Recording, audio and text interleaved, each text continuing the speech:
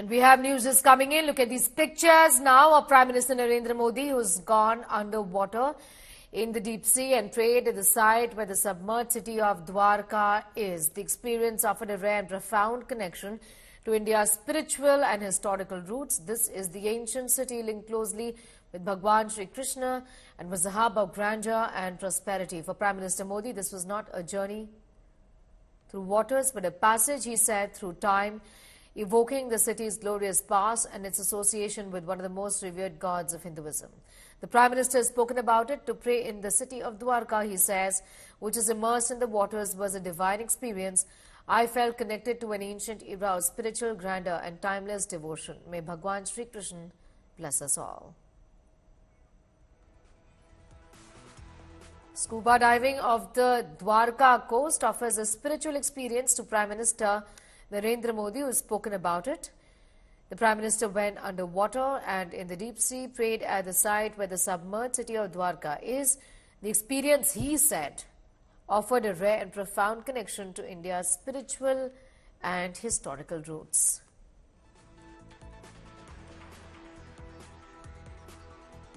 All right, now going straight across to the Prime Minister, who is in fact speaking right now. Let's take a listen.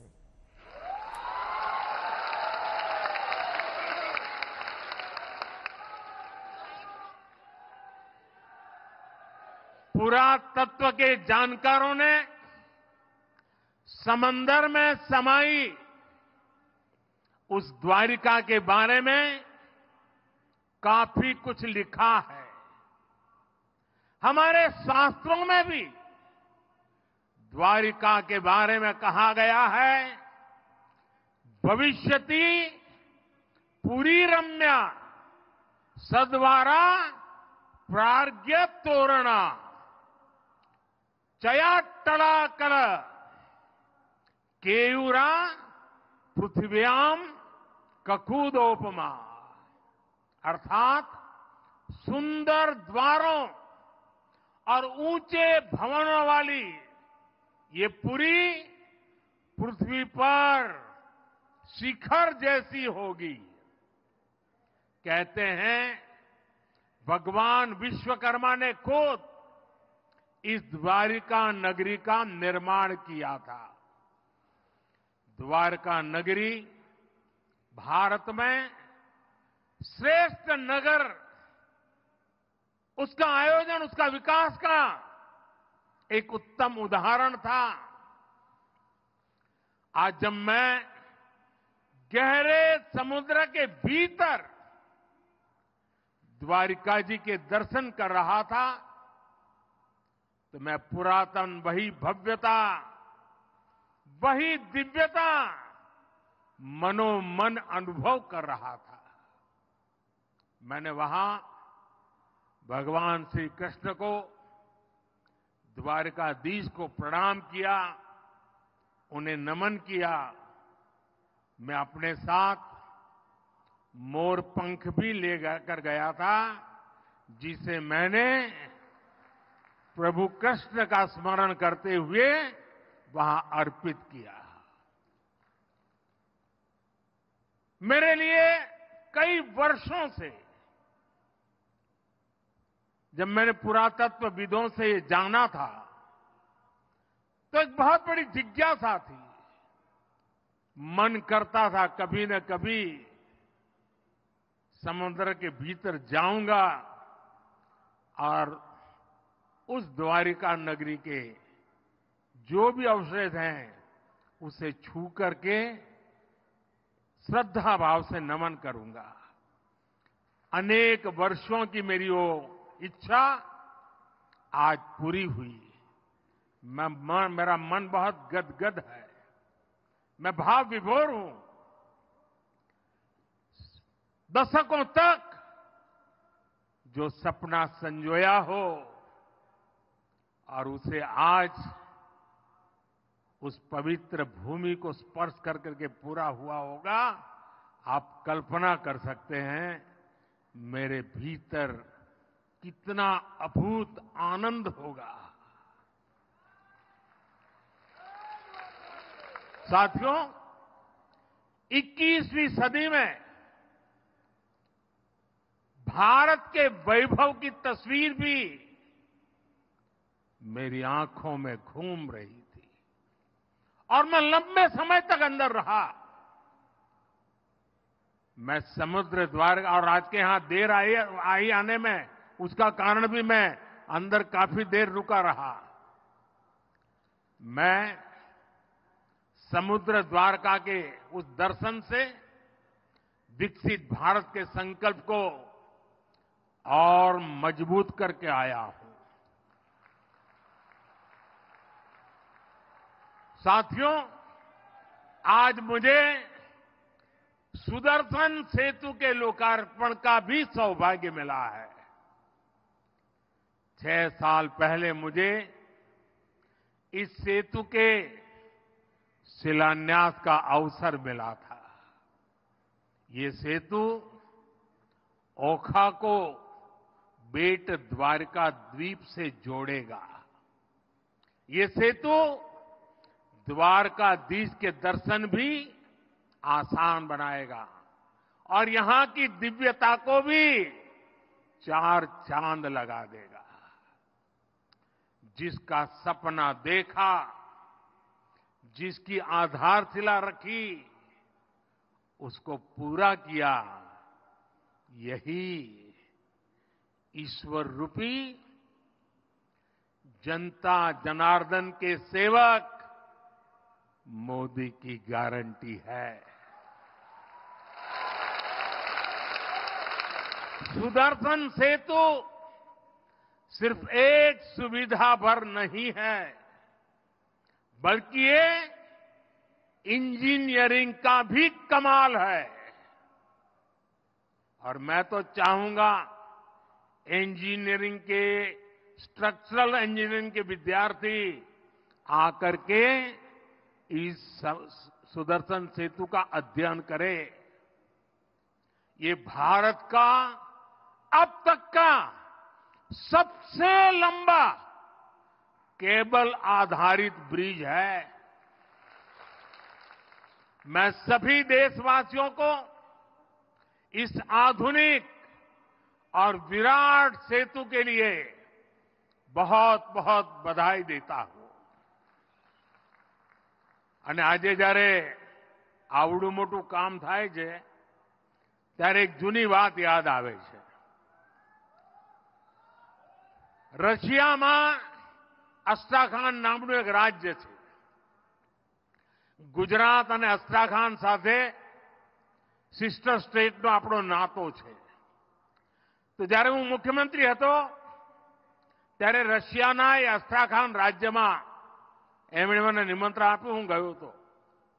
અને જ્યારે ત્યાં ગયો તો મારા માટે આશ્ચર્ય હતું કે ત્યાં જે સારામાં સારી બજાર હોય, મોટામાં મોટો મોલ હોય, તો એનું નામ ઓખા ઉપર જ હોય।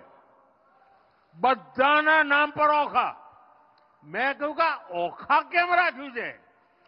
તો સદીઓ પહેલા આપણા લોકો અહીંથી વેપાર માટે ત્યાં જતા અને અહીંથી જે ચીજો જાય એને ત્યાં ઉત્તમમાં ઉત્તમ ચીજો માનવામાં આવતી।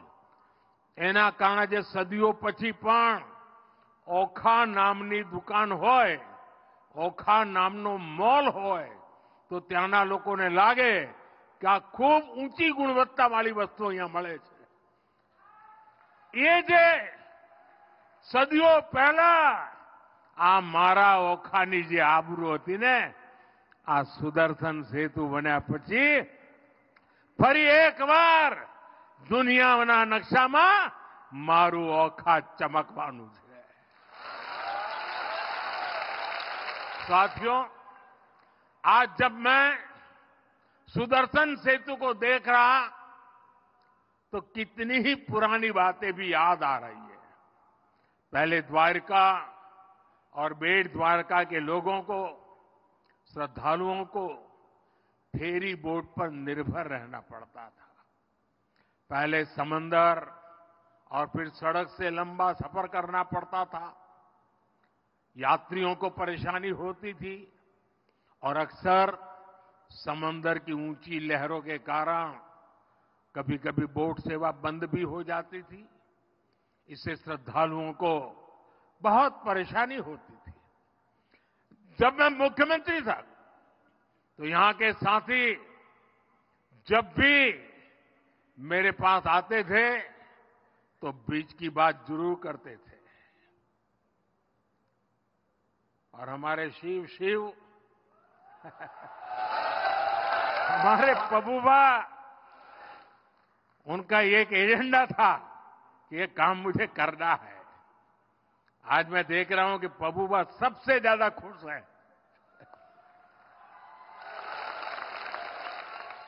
साथियों, मैं तब की कांग्रेस की केंद्र सरकार के सामने बार बार ये बातें रखता था, लेकिन कभी उन्होंने इस पर ध्यान नहीं दिया।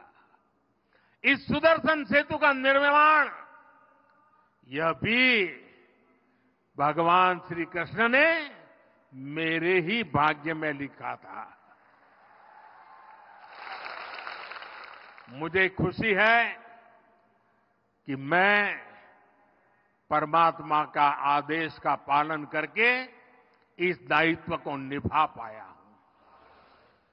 इस पुल के बनने से अब देश भर से यहां आने वाले श्रद्धालुओं को बहुत सुविधा होगी। इस पुल की एक और विशेष बात है, इसमें जो शानदार लाइटिंग हुई है उसके लिए बिजली पुल पर लगे सोलर पैनल से ही जुटाई जाएगी। सुदर्शन सेतु में 12 टूरिस्ट गैलरी बनाई गई है। आज मैंने भी इन गैलरियों को देखा है। ये अद्भुत है, बहुत ही सुंदर है, सुदर्शन ही है। इनसे लोग अथाह नीले समंदर को निहार पाएंगे। साथियों, आज इस पवित्र अवसर पर मैं देवभूमि द्वारका के लोगों की सराहना भी करूंगा। यहां के लोगों ने स्वच्छता का जो मिशन शुरू किया है, और मेरे पास लोग सोशल मीडिया से वीडियो भेजते थे कि द्वारिका में कितनी जबरदस्त सफाई का काम चल रहा है। आप लोग खुश है ना? तुम्हारा बधाना आनंद हो ना? सफाई थी तो એકદમ બધું સાફ સાફ લાગે છે ને? પણ હવે તમારી જવાબદારી શું? પાછું મારે આવવું પડશે સાફ કરવા? એ તમે આને સાફ રાખશો કે નહીં? જરા હાથ ઊંચા કરીને કહો, હવે આપણે દ્વારકાને ગંદી નહીં થવા દઈએ। મંજૂર? મંજૂર? देखिए, विदेश के लोग यहां आएंगे, अनेक श्रद्धालु आएंगे। जब वो स्वच्छता देखते हैं ना, तो आधा तो उनका मन आप जीत ही लेते हैं।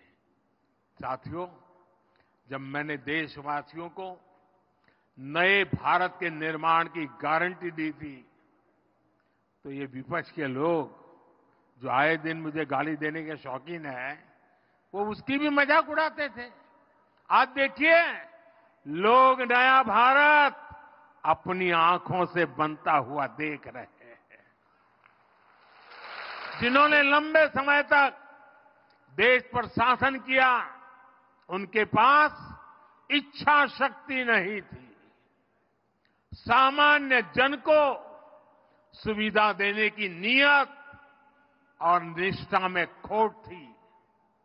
कांग्रेस की पूरी ताकत एक परिवार को ही आगे बढ़ाने में लगती रही। अगर एक परिवार को ही सब कुछ करना था, तो देश बनाने की याद कैसे आती? इनकी पूरी शक्ति इसी बात पर लगती थी कि 5 साल सरकार कैसे चलाएं, घोटालों को कैसे दबाएं।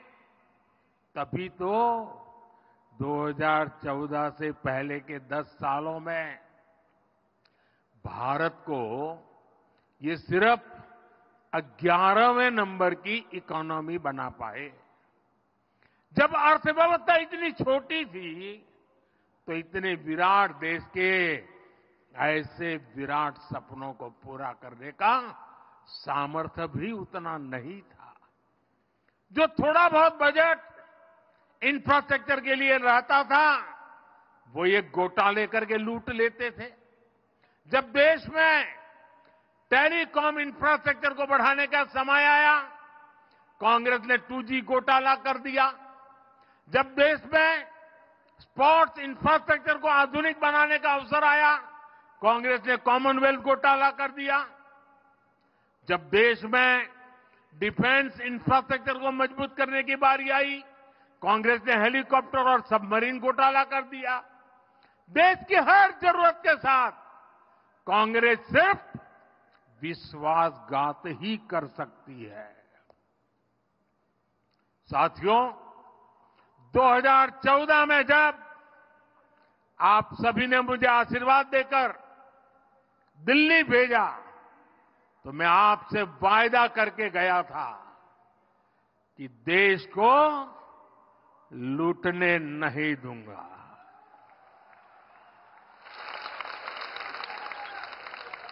कांग्रेस के समय में जो हजारों करोड़ के घोटाले होते रहते थे वो सब अब बंद हो चुके हैं।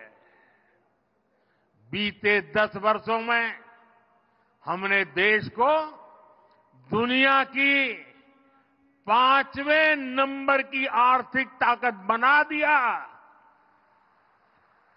और इसका परिणाम आप पूरे देश में ऐसे नव्य, भव्य और दिव्य निर्माण कार्य देख रहे हैं। एक तरफ हमारे दिव्य तीर्थ स्थल आधुनिक स्वरूप में सामने आ रहे हैं तो दूसरी तरफ मेगा प्रोजेक्ट से नए भारत की नई तस्वीर बन रही है। आज आप देश का ये सबसे लंबा केबल आधारित सेतु गुजरात में देख रहे हैं। कुछ दिन पहले ही मुंबई में देश का सबसे लंबा सी ब्रिज पूरा हुआ। जम्मू कश्मीर में चिनाब पर बना शानदार ब्रिज आज दुनिया भर में चर्चा का विषय है। तमिलनाडु में भारत का पहला vertical lift bridge new Pamban bridge भी तेजी से काम चल रहा है। असम में भारत का सबसे लंबा नदी सेतु भी बीते 10 वर्ष में ही बना है। पूरब, पश्चिम, उत्तर, दक्षिण चारों तरफ ऐसे बड़े निर्माण हो रहे हैं। यही आधुनिक कनेक्टिविटी समृद्ध और सशक्त राष्ट्र के निर्माण का रास्ता है। साथियों, जब कनेक्टिविटी बढ़ती है, जब कनेक्टिविटी बेहतर होती है तो इसका सीधा प्रभाव देश के पर्यटन पर पड़ता ही है। गुजरात में बढ़ती हुई कनेक्टिविटी राज्य को बड़ा टूरिस्ट हब बना रही है। आज गुजरात में 22 सेंचुरीज और 4 नेशनल पार्क हैं। हजारों वर्ष पुराने पोर्ट सिटी लोथल की चर्चा दुनिया भर में है।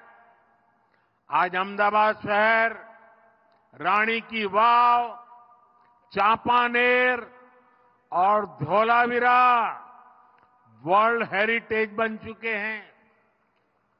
द्वारका में शिवराजपुर का ब्लू फ्लैग बीच है।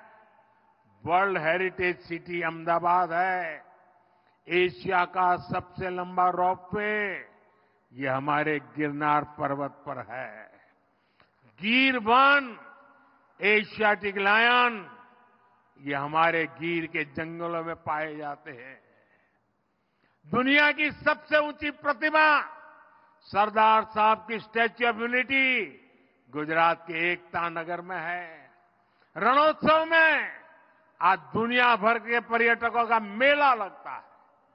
कच्छ का धोरडो गांव दुनिया के सर्वोत्तम पर्यटन गांवों में गिना जाता है।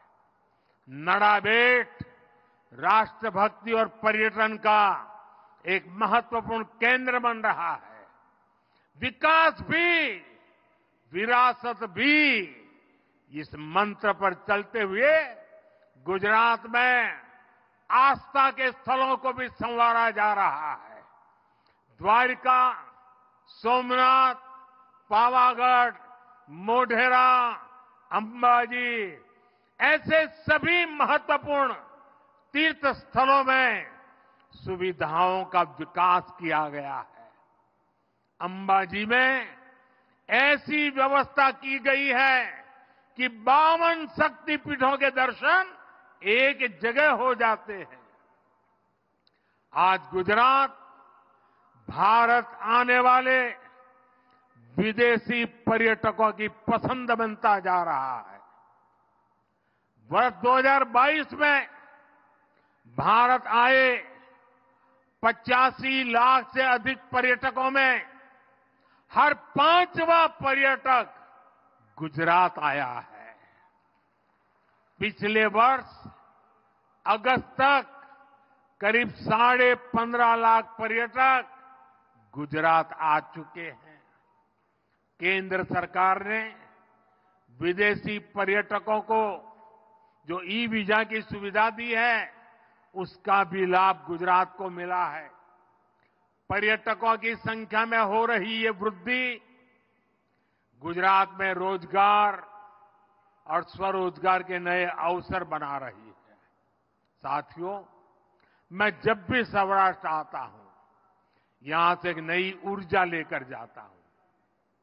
सौराष्ट्र की ये धरती संकल्प से सिद्धि की बहुत बड़ी प्रेरणा है। आज सौराष्ट्र का विकास देखकर किसी को भी एहसास पहले कभी नहीं होगा कि पहले यहां जीवन कितना कठिन हुआ करता था। हमने तो वो दिन भी देखे हैं जब सौराष्ट्र का हर परिवार, हर किसान बूंद बूंद पानी के लिए तरसता था।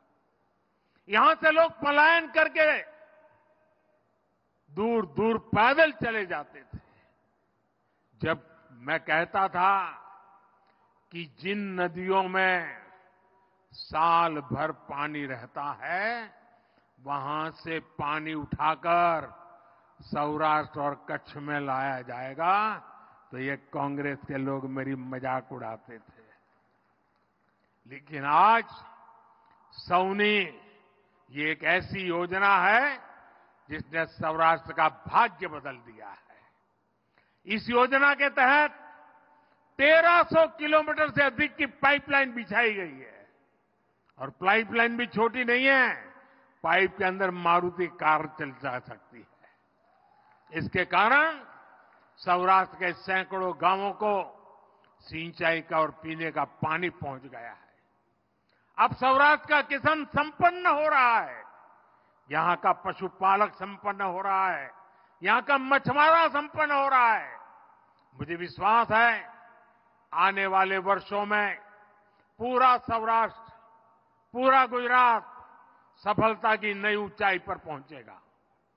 द्वारकाधीश का आशीर्वाद हमारे साथ है। हम मिलकर सौराष्ट्र को, गुजरात को विकसित बनाएंगे। गुजरात विकसित होगा, भारत विकसित होगा। एक बार फिर इस भव्य सेतु के लिए मैं आप सभी को हृदय से बहुत बहुत बधाई देता हूं, आपका अभिनंदन करता हूं। और अब मेरी द्वारका वालों से प्रार्थना है, अब आप अपना मन बना लीजिए। दुनिया भर से टूरिस्ट कैसे ज्यादा से ज्यादा आए। आने के बाद उसको यहां रहने का मन करे।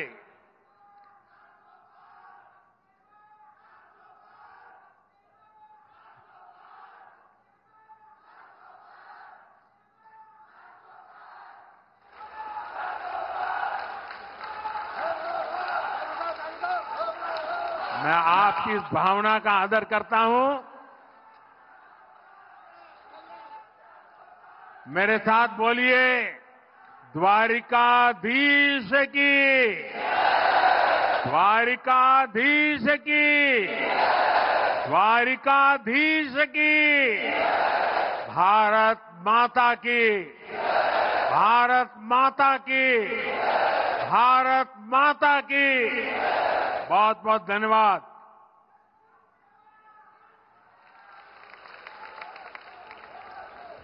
માનનીય પ્રધાનમંત્રી શ્રી, આપના ઉત્સાહભર્યા સંબોધન, આપની માનક ઉપસ્થિતિ અને આ પવિત્ર દેવભૂમિને અનેક સોગાતોની ભેટ આપવા બદલ આપનો પણ ખૂબ ખૂબ આભાર માનીએ છીએ। આવો ફરી એકવાર તાળીઓના નાદથી માનનીય પ્રધાનમંત્રીશ્રીનો આભાર માનીએ। Over the Prime Minister in his home state of Gujarat, they're talking about a range of issues, including the development work that his government has done and continues to intend doing.